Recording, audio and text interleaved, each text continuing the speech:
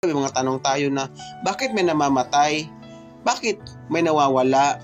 Bakit may hatred?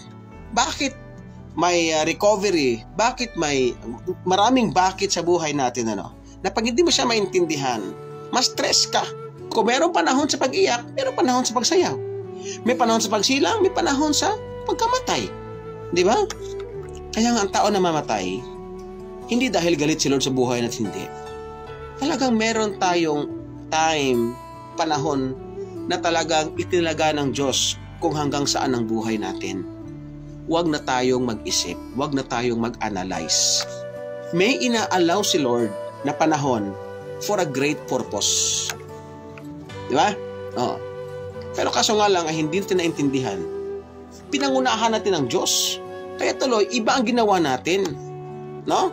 Kaya dapat pala marinig natin ang boses ng Diyos sa ating isip at puso. Meron tayong discernment. Para pag ang panahon na yan dumating sa atin, ma-discern natin, oh God, Lord, eto ta. Lord, guide me, Lord, anong gagawin ko? Dapat ganun yung reply natin, yung response natin.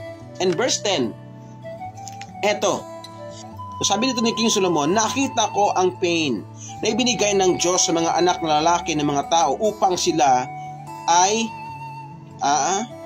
iti-training. Yan.